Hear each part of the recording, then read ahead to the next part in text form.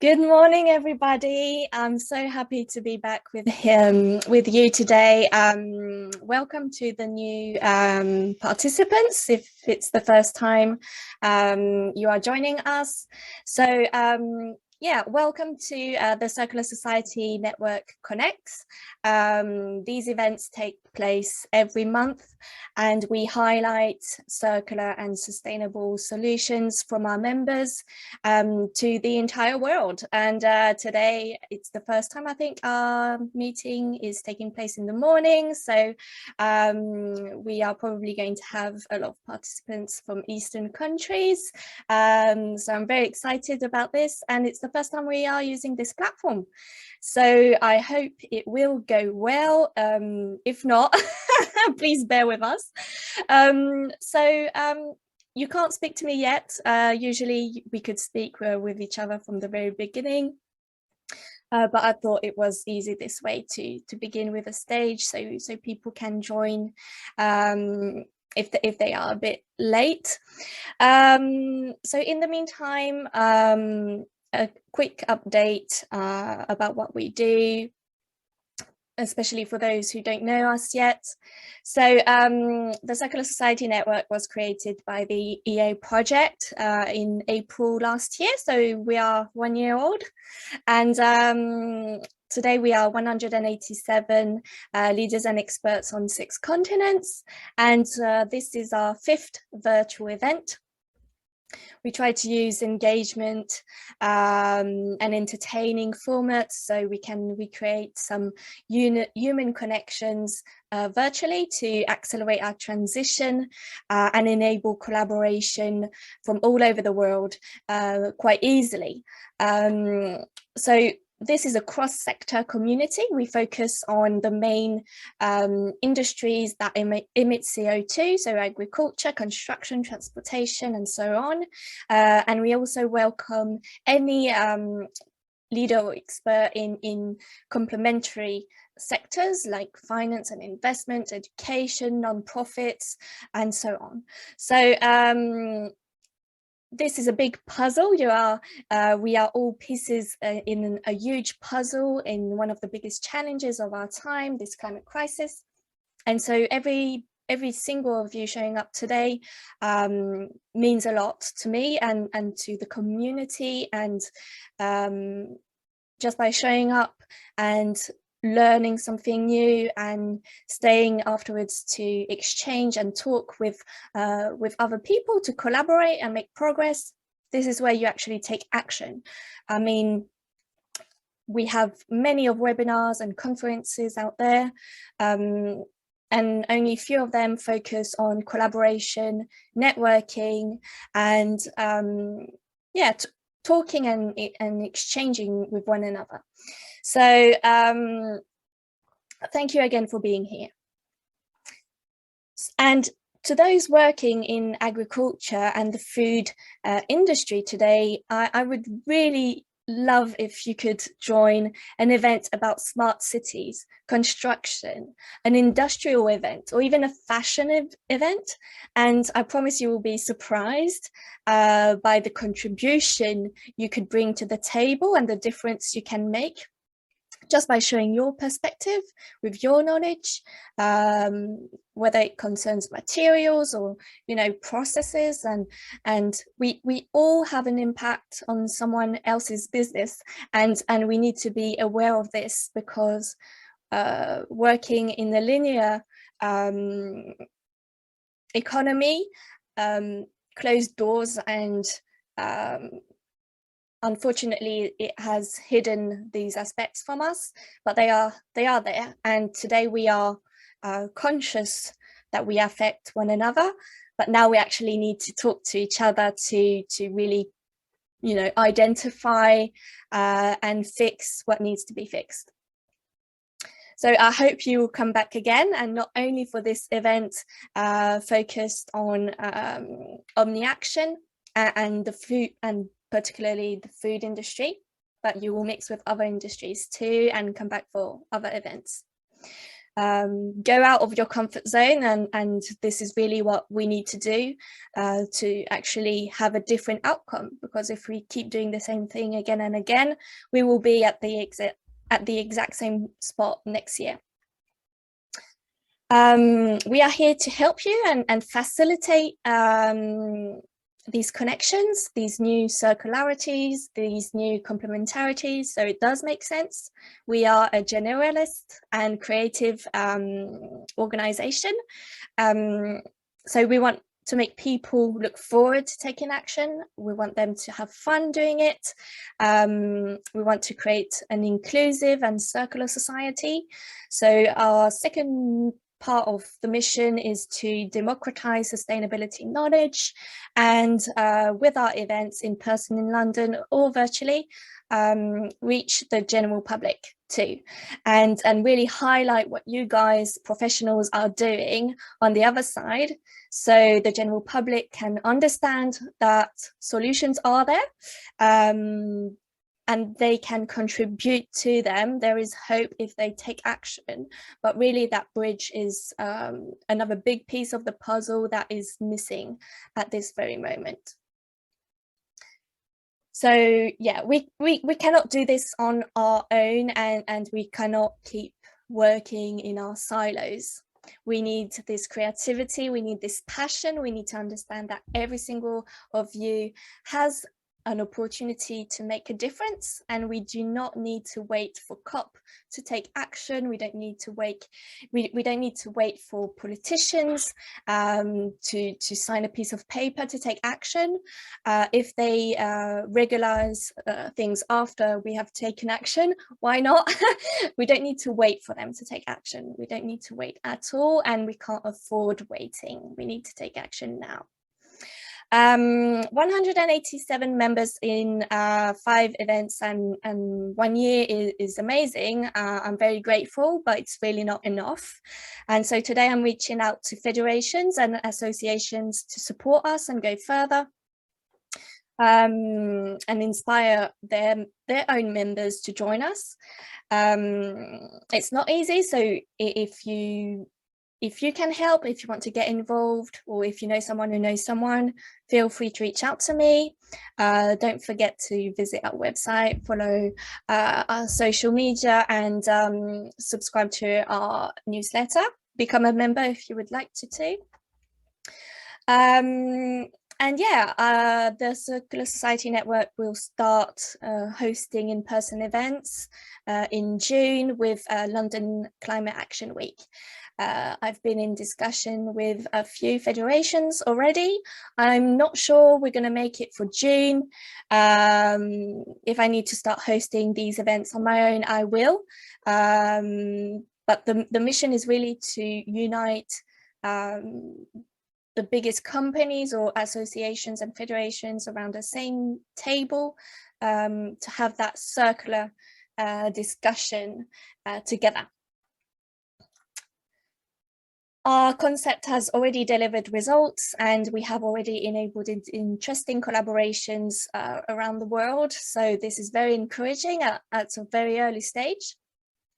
Next month, we will be meeting Raphael Casalbu, a factory owner based in Vietnam, who recently developed water-soluble packaging in his factory to tackle plastic pollution. I think he may be here today. I know he has registered to participate. You can register to this event already on our Eventbrite page. And for CSN members, you can also register on our website in a few days. I think by the end of this week, our website will be updated for you. You all received an email with your networking zone number yesterday. I'm very happy and excited to introduce the people selected for today's session.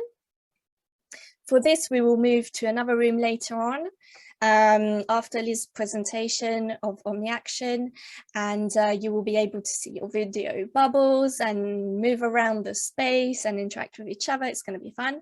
But before that, I have some extra content I wanted to share with you today. it wasn't initially in the program because I like surprises. So last Friday, I interviewed Anne Riggs, co-founder of SlaveFreeChocolate.org. I wanted to invite her here today to introduce our event. Unfortunately, she is based in the US, so time-wise, it was a bit complicated for this session. So let me share with you this interview. It took place last Friday.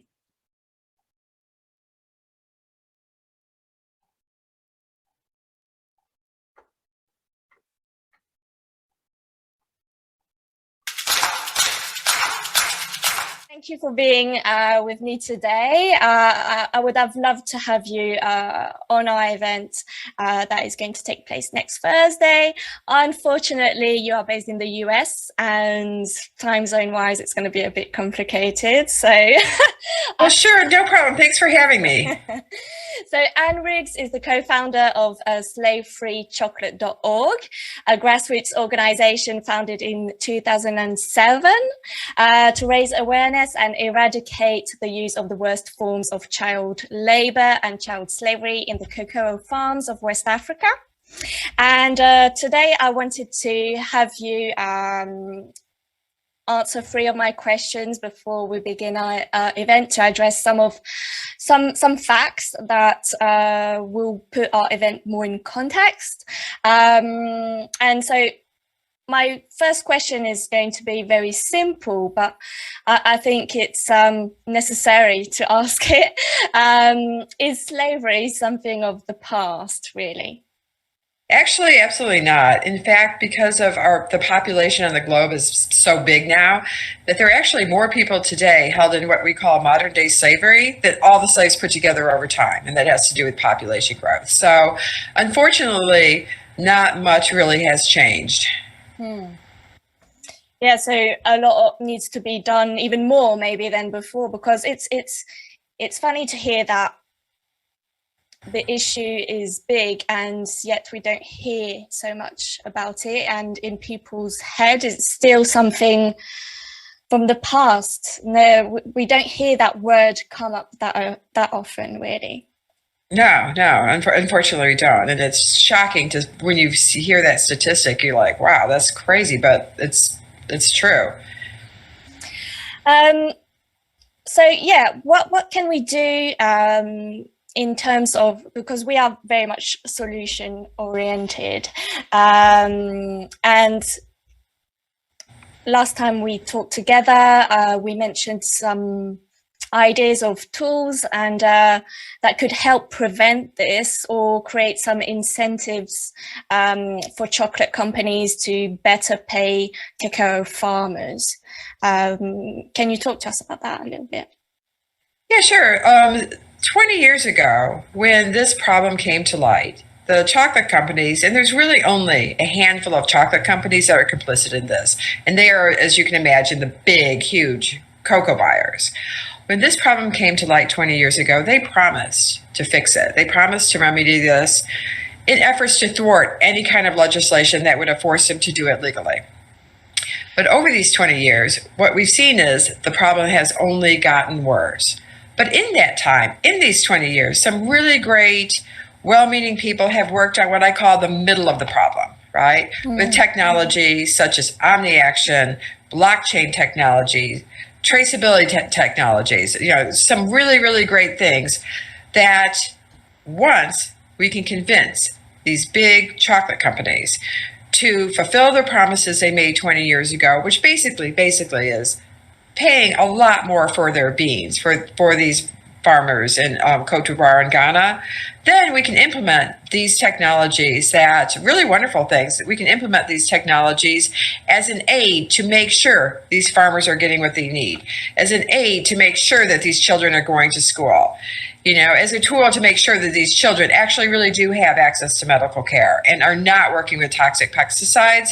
So I think in some ways it's really all lined up. Like what's left for these chocolate companies to balk at, I don't know. There's so many great things that can be put in place for these chocolate companies. And also these technologies and some of these data-driven things will also help the consumer, because right now when it comes to buying a chocolate bar, every chocolate company says that they're quote unquote slave free. Every chocolate company says that they care more about children and they care about their farmers. But if that were the truth, then why is the number of exploited children increasing, not decreasing? Somebody isn't telling the truth.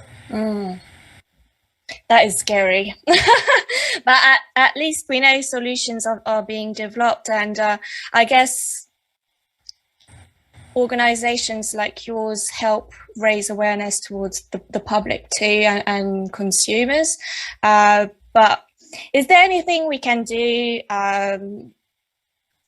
to maybe put a little bit of the responsibility on buyers from supermarkets, for example, because it would be more easy for consumers to be able just to trust their supermarket, you know, and buy the products without wondering if child slavery is behind it.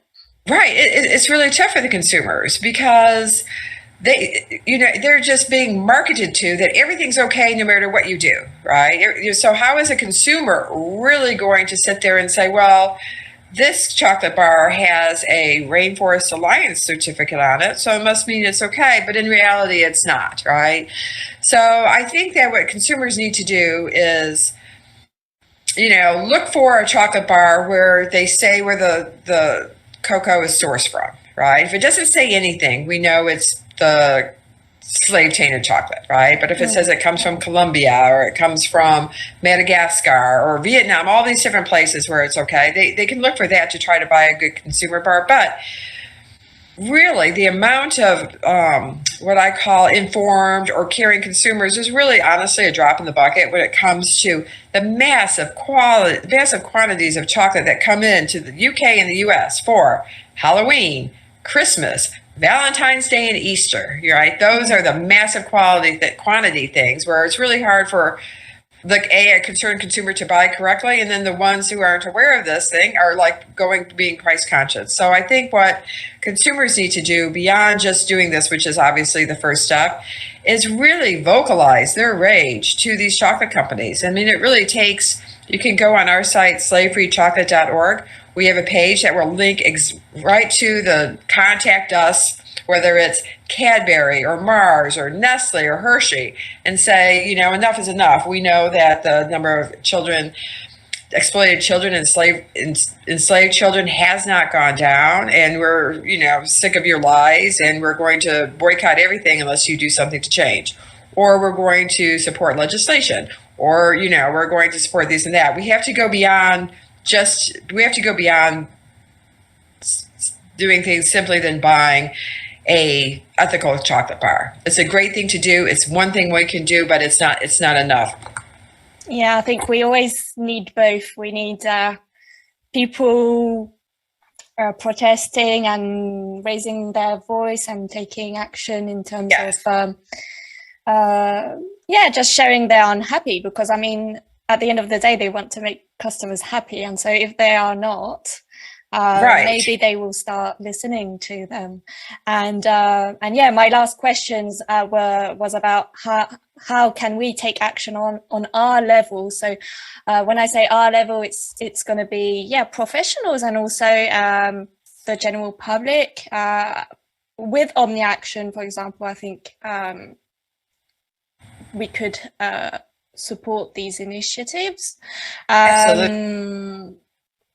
And we can also help organizations like yours, but it's complicated to know which ones to trust, because when we hear that some organizations promote social values that are not very verified. Right. I think it's called, I think we call it like social washing. And when I first started Slave Free Chocolate in 2007, it was before social media, right? It was before people were using the word sustainable. It was before people were using the word traceability. And I'm just really shocked that instead of things getting better, it's just turned into one big smoke and mirrors marketing scam from all these different companies, whether it's chocolate or something else.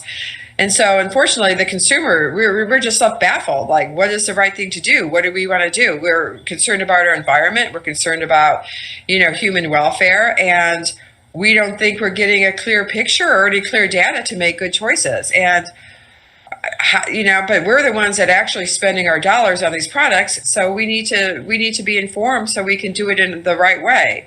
Not just, a big, thick, fog as we go through our lives. Mm.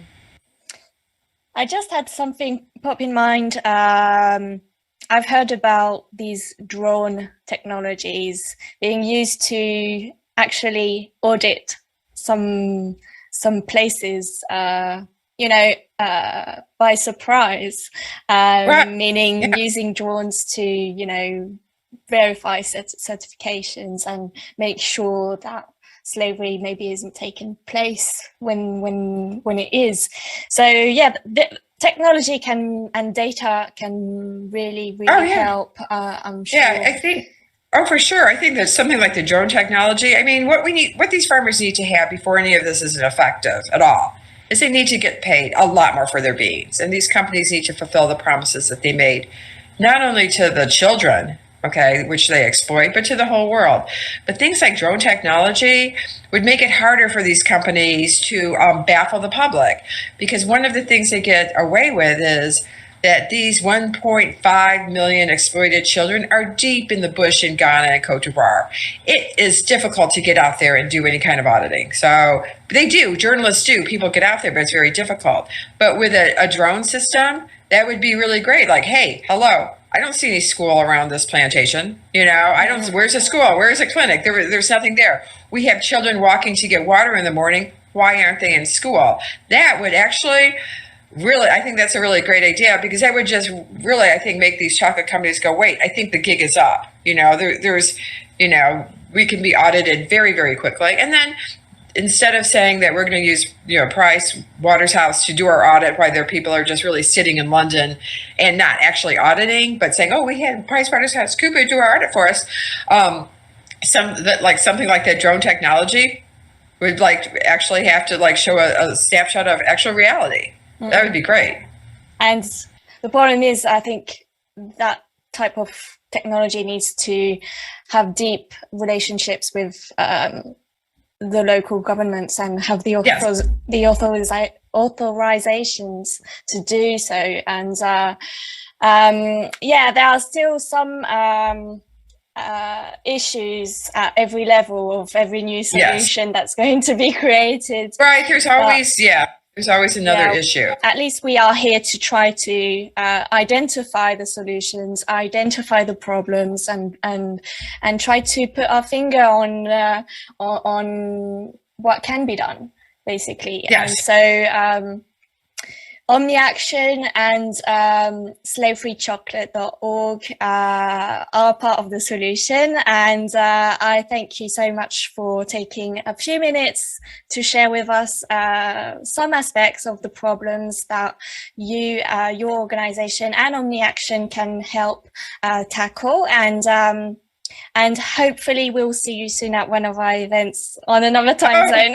I hope so too. Hopefully I'll make it over to the other side of the pond this year. And thank you so much for having me. Thank you. Bye. Bye-bye.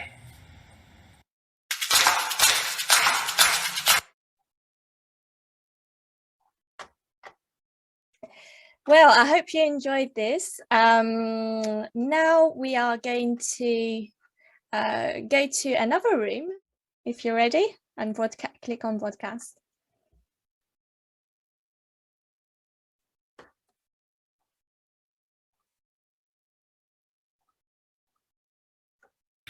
Hi, everybody. I'm assuming you can hear me, and I'll get a text from Chantal if anything's gone terribly wrong. But I'm assuming I'm speaking to you all now. I'm really, really excited to be here, and thank you so much, everybody, for coming along to hear more about us. So this is our top slide, and what I invite you to do is take a look at our label, where you can see there's a QR code, and you can see traffic light colors, and you can see percentages against topics. We call them topics: environment, safety, land, nutrition, and so on. So this is our aspiration, that on every single food item you see in a shop or in a market, whether it's loose or packaged, as a consumer, you'd come across this label, and it enables you to make an informed choice, which is probably a compromise against, maybe an item is good for the environment, maybe it's safe to eat, maybe the issue around land sovereignty or land tenure is a little bit dodgy, and maybe it's less nutritious for you. But the fact is that you'll be able to make an informed, appropriate compromise based on the information that you've got. It's giving you information at a glance. There's a QR code that you can click for further information, for deeper information. So in the couple of seconds you've got in the supermarket, possibly with cranky kids, you can make a choice. And then, yes, sorry, Chantal. And then later on in the evening, when the kids are in bed or when you've got a couple of minutes to yourself, you can click on that QR code and get further information about each of those issues and how we arrived at those measurements. Also, that QR code can connect you to the producer so that if you like, you're able to tip that producer directly. Via the QR code, you should be able to access video footage, for example, introducing you to, Jose or Juan, the farmer, and you may well decide in the same way you would tip your barista that you would want to, pay a little bit extra for this product directly to that producer. So just before we switch over to the next slide, which we're on now, but I also invite you all to, take a look at our web address, take a look at our Twitter handle, and really participate, get involved. So what you're seeing on this slide now really is us in a nutshell. It's a description of our community and what we do. And you'll see that our community is made up of scientists, philanthropists, campaigners, business and finance people, consumers, policymakers. The fact is that a full system response requires all of these actors. So no one group here is able to solve the problems that we face. We all have to do this together. I know I'm speaking to the choir on this subject. Our community is global and it reflects the entire food system. And the reason for OmniAction's momentum and our credibility is really this inclusiveness. So again, as I said, we invite everyone at this event to sign up via our website and share your expertise as well as your questions. So the questions that we seek to answer are really driven by our desire to provide information to consumers. So these are questions that we all have about what we're putting in our body and whether producing it harmed the environment or exploited other people. And you can see under the words which avocado, the topics that we rate food against, again, as I touched on just earlier. So as far as we're concerned, a food label, a government policy, a corporate policy, an ESG investment policy is not sustainable unless all 5 of these areas are being addressed. So what you'll see at a glance is that measuring a carbon footprint alone is not considered a sustainable policy. It's important.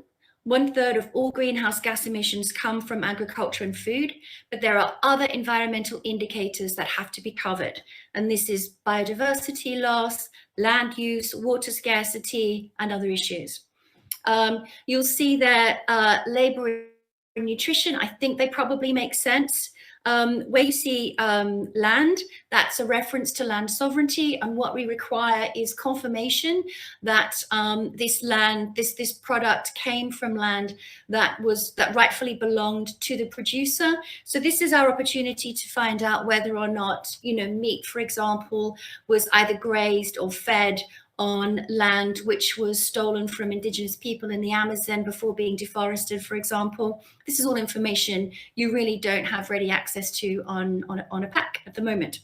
And when it comes to food safety, this is where we cover off issues to do with animal welfare, with pesticides, growth hormones, feed, fertilizers, those kind of inputs.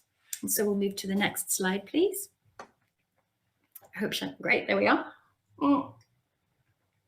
So this is the front page of our charter of global food impacts, which you'll find on the homepage of our website as well. Again, I would really ask everyone to go and have a look at some point. So this charter is the synthesized perspective of our community. And this perspective was arrived at via meetings which were attended by more than 500 people, by interviews with more than 50 food system professionals, again, through all corners of the food system and all around the world. Dozens of written statements that came in from our community members. It reflects the expertise of our founders, who are, specialists in this field, our partners and our supporters. These include the World Business Council for Sustainable Development. Those are the guys who got the Paris Climate Agreement over the line. The World Benchmarking Alliance, IFAD, which is the UN agency taking care of smallholder farmers all around the world, the Food and Agriculture Organization, and GAIN, which is dedicated to making nutrition accessible, again, all around the world. This charter really outlines the topics. It introduces them in depth and explains, how we arrived on them, and it covers off the indicators that we want to see measured beneath each of these topics, and it explains how we're going to go about applying them to make this consumer information available. In terms of the credibility already garnered from this synthesized perspective, we have joined the EAT Forum organized Food Forward Consortium, which is working adjacent to the UN Food System Summit. And Mike Barry, who's formerly of Marks and Spencer's and their sustainability work, has adopted our approach and will be working with us to take this to COP27 as the industry proposed solution. We can move on, please. So, this is really the problem that we're seeking to solve. Our journey began really with the desire to address the greenwashing that we're seeing everywhere. This slide kind of indicates that there are more than 400 labels in Europe alone. And the fact is there's absolutely no regulation around what sustainable or ethical means. So companies can decide on the parameters and tell you whatever it takes to move the product off the shelf. There's a kind of acute accusation that you hear a lot, which is that consumers don't really care about sustainability and they just want to buy cheap food. I haven't seen any research to actually bear this out. And in fact, all the research I see suggests quite the opposite. But it's repeated endlessly in meetings and in the media. It absolutely cannot be true because, otherwise Lidl, Aldi, Tesco's, IKEA, everyone wouldn't be making sustainability claims. The word sustainable adds value to products and it moves them off the shelves. I know I'm speaking to the choir here, so I don't have to convince you all that consumers care about this stuff.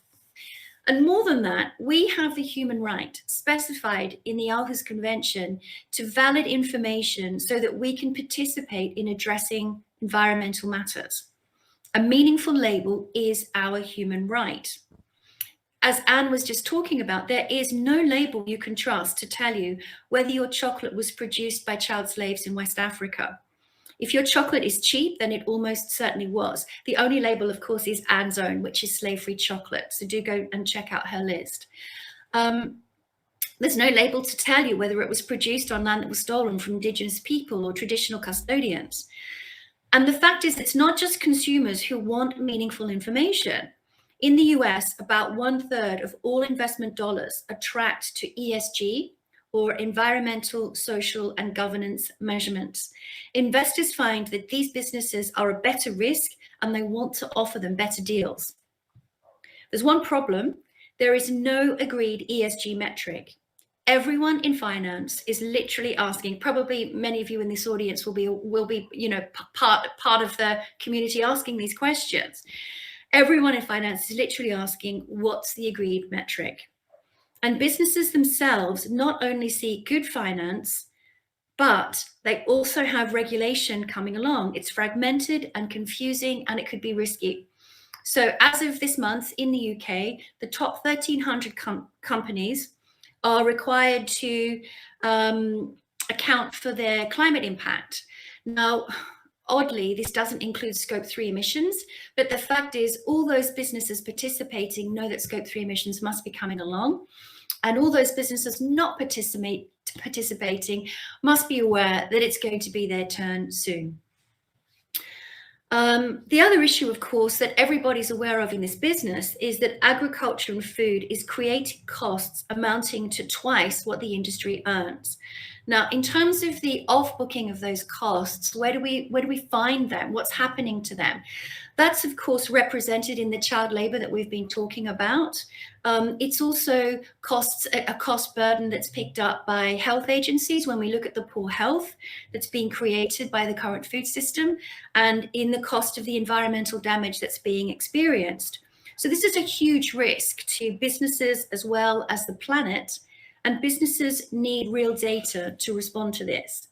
So next slide, please. So when you look at food across all the relevant topics, as we've identified them, you're able to answer new questions for consumers, such as, if an orange was grown in healthier soil, how much more nutritious is it for me? So you can see here in this slide, there's one example of the impact intensive agriculture has had on the nutritional profile of our food. It's not just the impact on the environment that's of concern here. If you need to eat 8 more oranges for the same nutrition you got from 1 orange in 1980, you can already see how overconsumption and over-extraction is possible. The problem identified here is one that can be addressed by planting different species as well as farming differently. So if you think about what happens when you make this information available, you realize that smallholder farmers, for example, would be able to communicate the higher quality of their produce to help them compete against multinationals. And multinationals are nudged to produce better products. And next, please. So I've introduced to you some of the problems associated with agriculture and food, and I've given you an overview of our response. And here are a few more headline facts. 30,000 people a day die from hunger and malnutrition. The food system is the biggest killer in the world. Hunger is going up, slavery is going up. Supply chains are plagued with child and forced labour, as we've just been hearing. It's 1.56 million child workers in cocoa in West Africa alone, as we just heard from Anne. These children are working with dangerous pesticides, which are illegal in the EU. They're risking snake bite. And again, as Anne touched on, the lawyers we speak to are saying that these young people, these children, are not only not being paid, but many of them are being kidnapped and trafficked from neighbouring countries. Agri-food causes 1/3 of all greenhouse gas emissions, and it's responsible for 90% of deforestation. So our 5 topics have been mapped against all the relevant UN Sustainable Development Goals and the UN Declaration on the Rights of Indigenous Peoples. Now, what this does is it makes our approach to ethics and thereby sustainability completely incontrovertible. The approach is founded in fundamental human rights that belong to us and cannot be dismissed. And the next slide, please. Here we go. So what we're saying is we need a global framework. We call it a North Star, so that wherever you are on your sustainability journey, we're all navigating in the same direction. And right now, a lot of time and money is being wasted on meaningless measurements that create more confusion, not less. So let's just listen for a moment to OmniAction's co-founder, Anya Doherty, who's working at the coalface on this. She's already producing carbon footprint labels for food companies. And she's going to explain here in this slide a little bit about what the problem is as she experiences it. And when you choose a small number of metrics like carbon, land use and water use, I think anyone in this situation would go for the bottom fish, the Alaskan I can't hear this, but I'm hoping everybody really else good can. on a carbon basis and land use and water use. And again, without a North Star framework, such as OmniAction, it's really easy for a company or a consultant to just come in and say, hey, let's measure these 3 things and not look at the bigger picture. But in reality, this Alaskan pelican, where the company was sourcing it from, if you look one step beyond just these 3 metrics, you would very quickly find that this is actually a critically overfished population with plummeting stock levels due to really poor regulation in that particular area in East Russia. And so I think that's to say that's right there a really good reason as to why we need an agreed framework, which is what OmniAction is producing. This makes it possible to create a holistic sustainability strategy, which then means you start to ask the correct questions of the data. You then start sourcing meaningful data to be used in company and regulatory reporting and for investors, which should then be pulled into the marketing department for properly transparent labeling.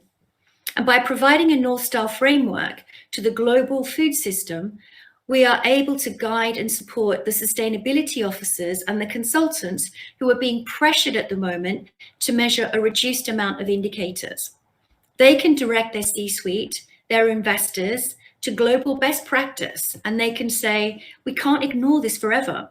We have to prepare for meaningful metrics, which will lead to the reformulation of products, to new business relationships, and frankly, to less risk and more efficiencies. We can move on to the next slide, please. And when you So this is another slide designed to help us contemplate just how powerful meaningful metrics could be. And I should stress that IKEA takes a pretty rigorous approach to sustainability, so they're not the bad guys at all. They're quite strong on everything from animal welfare to nutrition to climate impact. But 1 billion meatballs is so many, and a small change could make such a huge difference. But even IKEA is not including the Scope 3 emissions that you find in processing, transport, and storage. Scope 3 emissions can amount to 70 to 90% of carbon impact.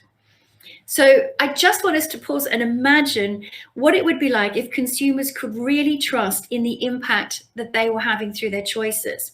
To be part of a climate impact reduction via a big brand like IKEA would feel really great. And then imagine if it was related to literally everything we ate and drank and how empowered we would feel as a result of that. There's a kind of a generic doubt and cynicism that's been seeded among us. And what OmniAction wants is everybody to feel confident, assured, and empowered about our food choices. And next slide, please. So this is, again, just a kind of a contemplation, this slide. It's an opportunity for me to stress again that the full system impact is possible when you unite all your specialists. You uncover the full extent of the problem and the solutions so much faster. Absolutely no business in our community wants to be proprietary about this. We have come across absolutely no resistance in the business world. And as I said, absolutely no business has come forward and said, we want nothing to do with this, we're going to go out on our own. It's completely the opposite. We have businesses making their way to us and asking us to lead the way because they want a globally agreed set of metrics. OmniAction is always going to provide its framework and its metrics as a public good. We're not an expensive accreditation scheme. We will always be a not-for-profit dependent on philanthropic funds. So what can you do? Firstly, join up, as I keep saying. It's a big subject and there's a lot to know. So come along and join our meetings and have your say and start learning straight away. Secondly, if you work in any aspect of the food system, do get in touch so that we can help you develop meaningful, sustainable aspirations. We're ready to start producing an Omni label right now. We're ready to throw down the gauntlet to business and get started. And the third thing is philanthropy, philanthropy, philanthropy. You can make such a big impact in the world by supporting us. So imagine what we're doing is addressing the world's biggest killer, the world's worst exploiter of child labor, and the world's worst cause of biodiversity loss. All of that can be addressed when you support us. Imagine supporting a framework that applies consumer power, which makes up 60% of the economy, to healing the planet, our health, and the human rights of all. And then in our final slide, I'm going to leave the final word to one of our co-founders, Professor Tim Lang. He's really the UK's godfather of food policy and multi-criteria measurements.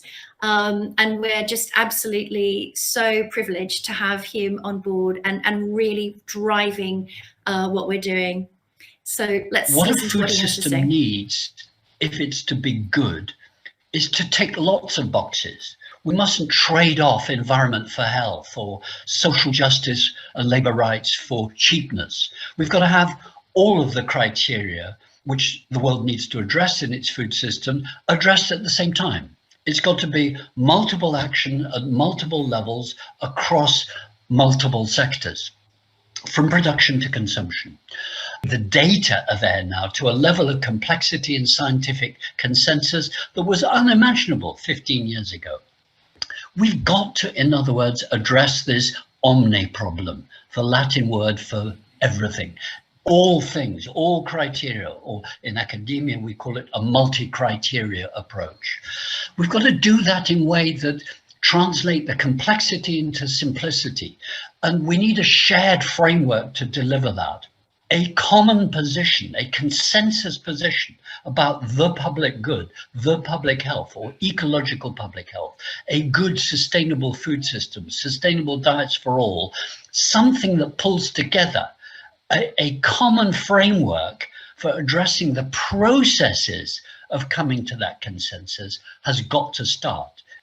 So my plea is that wherever you are, whichever interest you're in, you begin to engage beyond your box. We've got to join up in some sort of omni framework. So the plea is to support development of processes of coming to some sort of mid-20th century, mid-21st century new rationality about the food system. And it's what people like me call an omni approach, an omni process. So please go for it. Brilliant.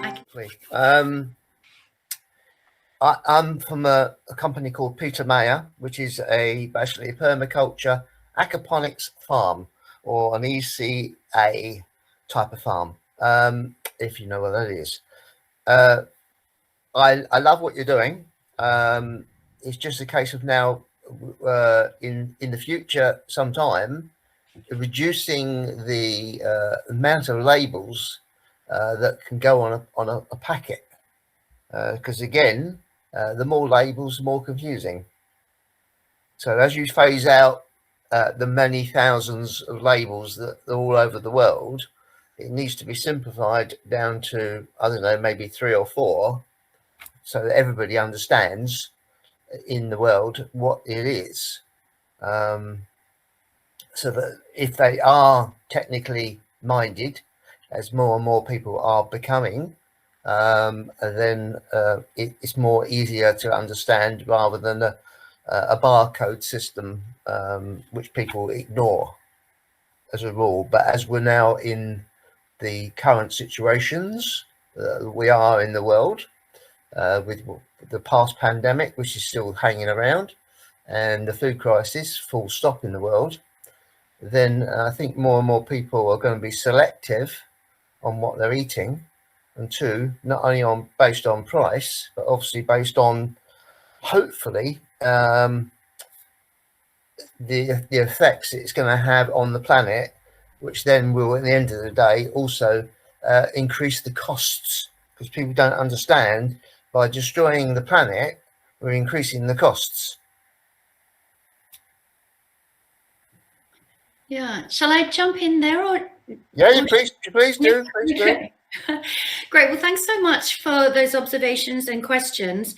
So just a couple of points. We would, at the moment, with a complete lack of regulation and a complete lack of a framework globally, what you see on a pack is only slightly regulated, and that's really in certain countries, and it's around nutrition, for example. There's a little bit of regulation coming online around greenwashing claims. Certainly what we're feeling in Europe is there is intense interest in the fact that full responsibility for the ethics of your supply chain all companies will be made accountable for this. So that's something that we're seeing companies prepare for. Otherwise, what you see on your labels at the moment really are the product of a marketing department's imagination. It's not really appropriate. It's not really for us to say whether a company should or shouldn't make the claims that it does on a pack. And we wouldn't seek to replace those labels which people feel are worthwhile. And they could be Soil Association or RSPB or, there's all sorts of labels which are worthy, but which are not doing the job that we at OmniAction need them to do. So we kind of set out initially saying the consumer has the right to the information that we've laid out. But if we could wave a magic wand today and bring this label into reality, the fact is that data doesn't exist. So working backwards from our desire to create a label, what we've uncovered is the fact that the companies are not asking the correct questions of the data. Companies literally do not know which ingredients are in their formulations, let alone where those ingredients came from. So they are literally unable to account for the indicators that we're setting out at the moment. And that's why it's really important for us to set out the framework now and hook companies onto sustainability policies so that they can start to actually access that data. And then what we would seek to do is make sure that everybody around the world feels entitled to the information that we've set out, which is fundamentally about their human rights. If there are other claims that companies want to make in addition to the fundamental human rights, I think we would always say they're welcome to that. And then further to that, I think what you're touching on is whether there would be regulation around more labels, less labels, what those labels should be saying. I think that that's really fragmented. We know that through our framework, for example, it makes it supports policymakers. You know, what we're doing is a North Star to policymakers as well as to businesses. And it encourages policymakers to think outside of the silos that they've been working inside so far. So one of our community members is based in Hong Kong, where about 90% of food is imported. This is a really wealthy demographic. People love their food.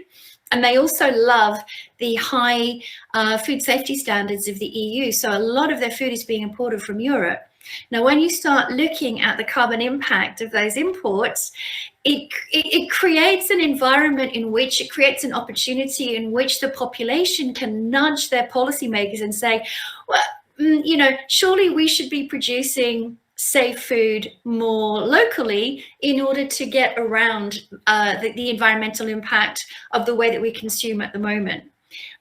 So actually, I should stop there, but there's lots and lots of conversations that are triggered when you look at the full 5 topics and the indicators and how they operate when you kind of cross-pollinate against one another. So one of the examples of that, of course, was the relationship between soil health and nutrition as well as the environment. But there's lots and lots of really interesting conversations that happen. And you're absolutely right. I couldn't agree more with you about the efficiencies that are created when you have one globally agreed metric, which all consumers can trust.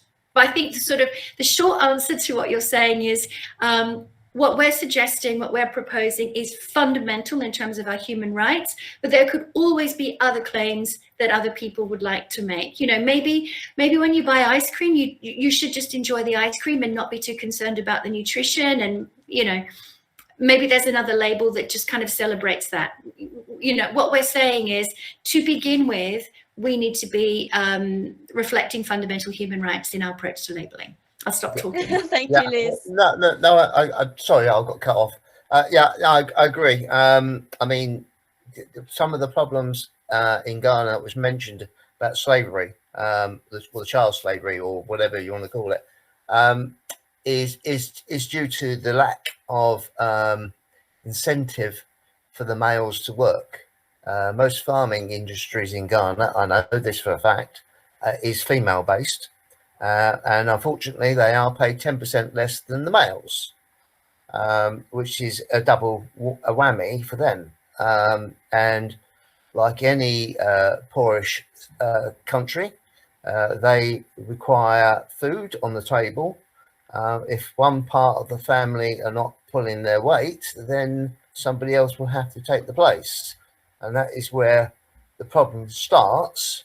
And the solution obviously is for the employers to say, no, we do not wish you to be having your children here.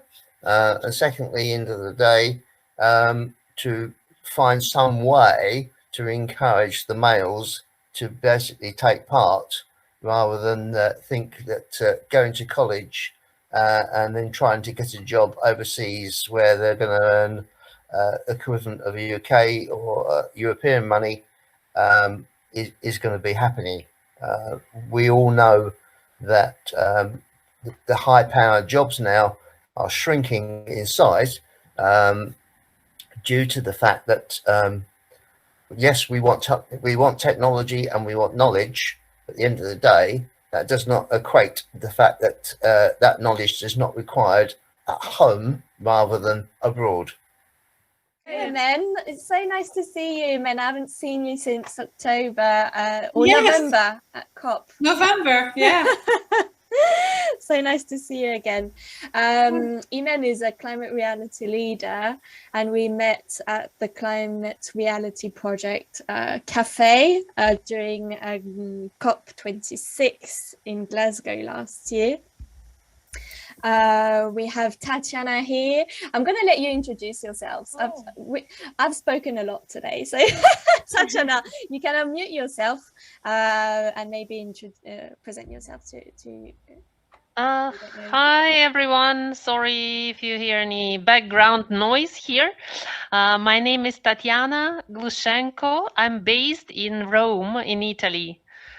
So we have a sunny day here, luckily, but I can't enjoy it because I have COVID, unfortunately, so I'm isolated at home. Oh, really? Oh. But it's almost over, so I may be not in my best shape today, but I'm fine. You're looking good, looking good.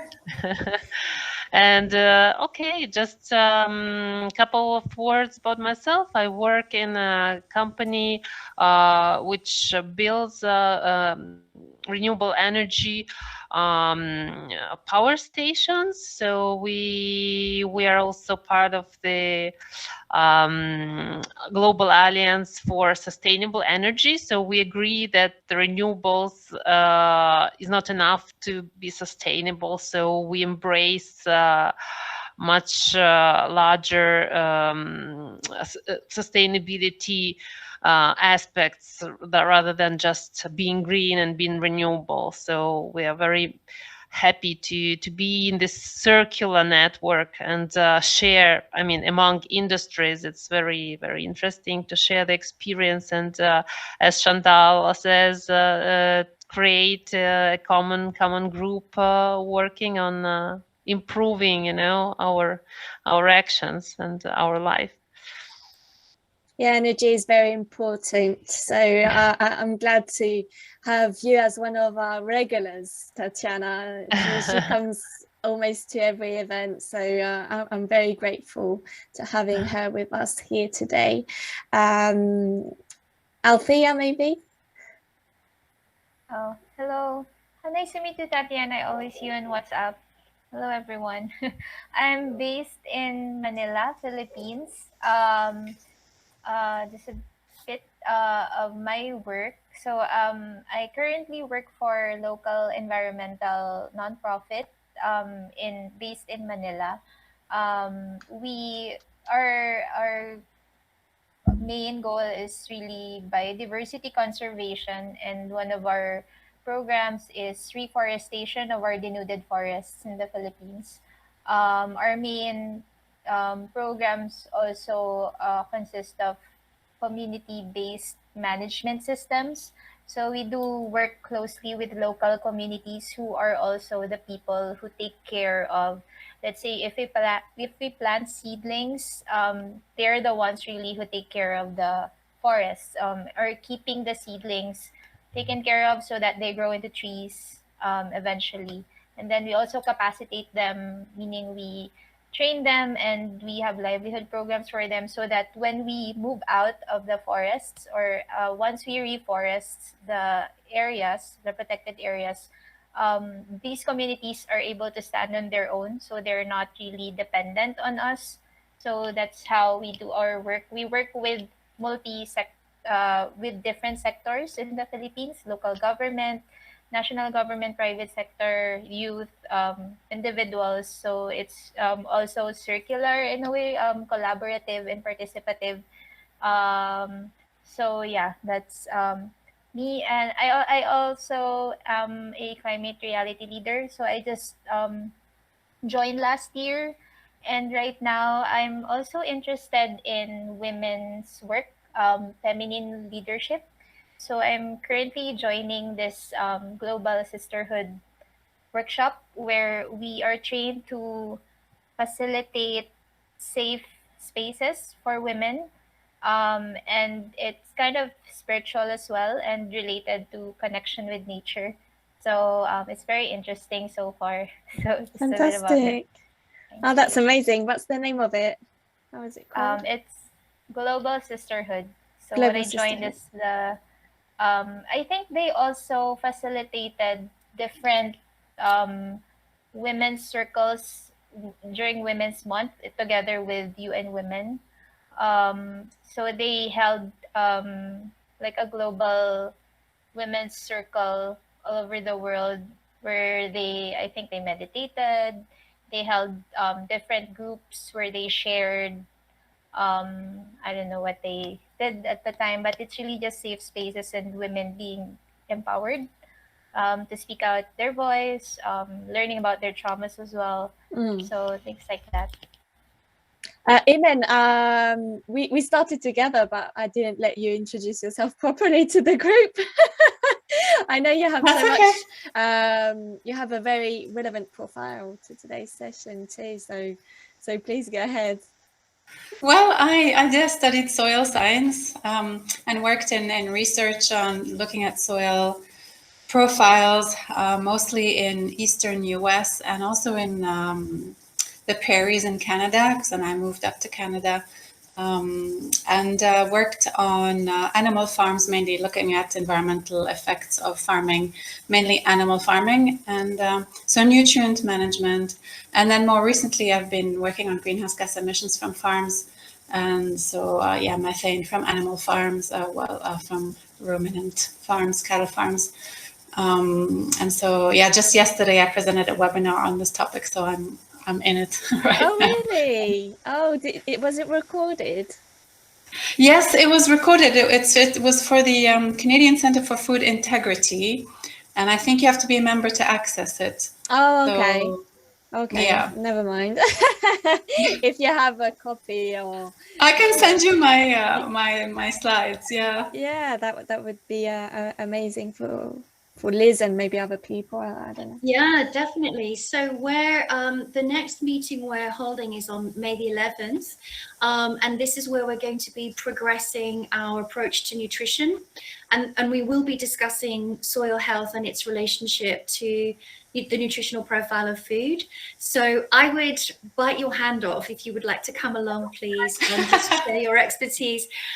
One thing, I'm sure you hear this, but one thing I hear, again, at the global level, when I'm operating with multilaterals, I'm constantly being warned that it's very, very difficult to measure the relationship between soil health and the nutritional profile of food.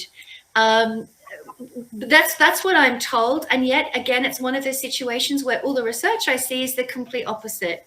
So there's something going wrong here. And this is one of the issues that OmniAction seeks to overturn. So from our perspective, because we're asking about this through questions on behalf of consumers, it sort of helps to frame the conversation. As a consumer, I just want to know the fact that instead of eating, 8 oranges, I want to choose the orange that's as healthy as the orange was in 1980. So how do I get to, how do we get to an approach to measurement that makes that decision possible? So anything you could contribute to that conversation would be so welcome. You'll see on our website, there's all the details you need about joining, but do just, drop me an email and I'd love to sort of give you more information about I will. Thank you. Thank you. Lovely to see this. I see we have 2 other bubbles, S and T, hiding. I don't know. I do understand that some people may not speak English very well, or are not comfortable and just enjoy listening to other people speaking. I don't have a problem with this, but if this is not the case and you would like to unmute yourself and show your faces to us, feel free to introduce yourselves. May I? Yes, please. Can you hear me? Yes. Hello, ladies and gentlemen. It's really nice to be here. Actually, I really like the webinar and the last lecture in particular. I think it's a really great initiative. I really like multidimensional labeling of food. I have 2 questions. The first one is why or what was the decision to focus on food? Because there's other items people consume. The second one is, what do you think about alternative food? Alternative food? Yes, I think you have an unstable internet connection. So please repeat your last question, if you don't mind, because we don't hear you, Shay. There we go. Okay. Hi, Shay. I think you can Or, I'm happy to jump in, and if you like, maybe put the question in the chat. Oh, yes, Shay, I'm sorry, your internet connection is very unstable. So I recommend you maybe turn off your camera so you use less bandwidth. And so at least we can hear you, maybe better. Liz is going to jump in on the first part of your question, and then maybe you can, complete afterwards. And maybe in the meantime, your internet connection will become more stable. So the first question was about why we chose food. And the simple answer is that's the world we operate in. So it all began because I'm the co-founder and editor of a B2B publication called Quota Media. And my business partner, Gavin Wren, who's also co-founded OmniAction with me, we set out with Quota Media to unify people working in food systems across research, business, and policy. We were both coming at food systems from different angles, and we kept coming across great thinking falling down. The fact that people were literally unable to communicate with one another, they had no experience of doing so. And of course, in the meantime, hunger, malnutrition, obesity deaths, all going up.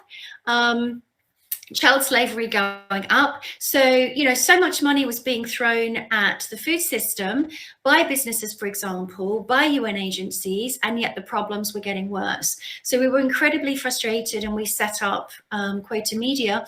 And then we found that people were kind of saying the same thing. So regardless of where they were in the food system, when we were interviewing people about an issue, we kept hearing the same problem coming up, which was the lack of a framework.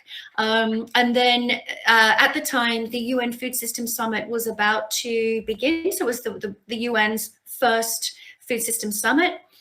And we thought that this was a real opportunity, that we would represent what we were hearing across our community of 25,000 people around the world. We would take that to the UN And that's basically where the whole thing began. So we were born out of food, and that's why we're all about food today. And I think you were asking about alternative food, and it's another reason why we think this new approach to labeling is so important. So let's assume that if you're eating a product which is cell-based, so if we're looking at, you know, alternative proteins, if we're looking at, you know, new approaches to food and to food tech, if it's a cell-based product, let's assume that in the lab, this product was made so that it was less likely to give you stomach cancer, or, you know, to say diabetes or whatever that might be. There isn't an approach to labeling which would reflect that to the consumer, which we would trust. And there's also things like, when it comes to, say, oat milk, for example, these alternative protein products, you'll often find that the labeling says they're full of all these different supplements and added nutrients, but there's no information for consumers about whether or not those nutrients can be absorbed by the body. So a lot of the time we need some animal fat, whether it's, you know, some dairy or, you know, another form of animal fat, to help us actually absorb the nutrients in the products, in the food that we're eating. So this approach to nutrition isn't being reflected on labeling either. So these are the new, this is what's missing when it comes to the nutrition topic, and this is what will be progressing from May 11th. That is so interesting. Is Shay here? Yeah. Do you want to jump in, Shay? Do you want to end your question with something we may have missed before? Or T? I don't know who is T, because he's hiding T and he's moving around the space. T. Yeah, Stop moving all over the place. You can unmute yourself if you would like to introduce yourself, or not. You can just listen if you would like to. Oh, did someone jump in here? No. Okay. Well, OmniAction.org is the place to go for the next steps, to sign up and join your next meeting. So if we go to your website and we sign up, we are going to receive an invite to your event or meeting at the beginning of May, correct? Chantal, I'm not sure if you're aware that Shai is addressing us, so I'm not sure if you can hear Shai, but we can. Oh, really? I don't Yeah. hear him. That is funny. I'm gonna mute myself then.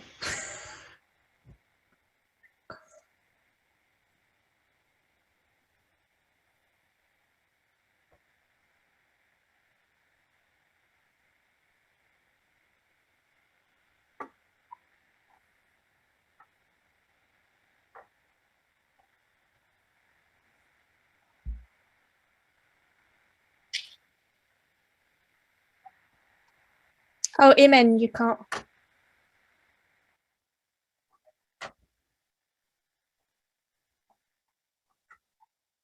Imen? I think some people can't hear Shay and some people can. I can't hear him. So yeah, only Liz can. That is very weird.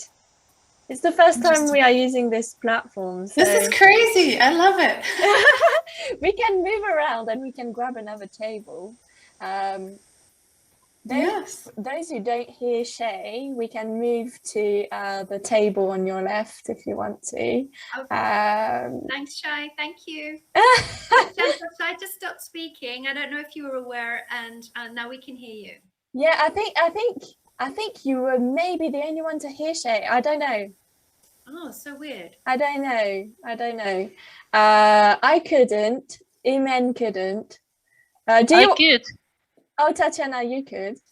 That's funny. I could hear Shay. Okay, so two of us couldn't hear Shay for some reason. What was said? What did we miss? He was just explaining to us that he is producing avatars to help educate children about all sorts of things better. So really, That's very cool because it's a shame I can't talk with Shay for some reason, or maybe we can grab a seat and pursue the conversation. But my goal using one of all these interactive platforms, using these platforms really enables me to start educating people to the metaverse. This isn't the metaverse, but I'm already educating you into using spatial sound, spatial movements, having to walk towards someone to speak to that person. And that is already very new for a lot of people, and in behavior change, it's a big step. I actually changed platform today because I think we went too far too soon with our previous platform, where we had avatars, and even if it was 2D, it was too Nintendo style, and it was people had to use their keyboards to move around the space, and it was great for some people and overwhelming for other people. So I went back with this space where it's a mix in between that. But yeah, we have 10 to 20 years to go to the metaverse anyway. So, but yeah, in the future, I really want people to get used to using the metaverse to accelerate collaboration, because I think it's more exciting to join a platform like this than to go on another Zoom call. I don't know. What do you think? What are your thoughts on this platform? I know it's not perfect. It's our first time, but I love it. Keep it. yeah. Oh, that's cool. It's like being, Jenna? Yeah. Yeah, it's nice. I like it very much. I like it. You prefer this Cool. one to the old one because you've... Yes. So, yeah, I think it's more realistic. So I just, it's like, yeah, having a seat next to other people. No, it's good. I think it's gives a good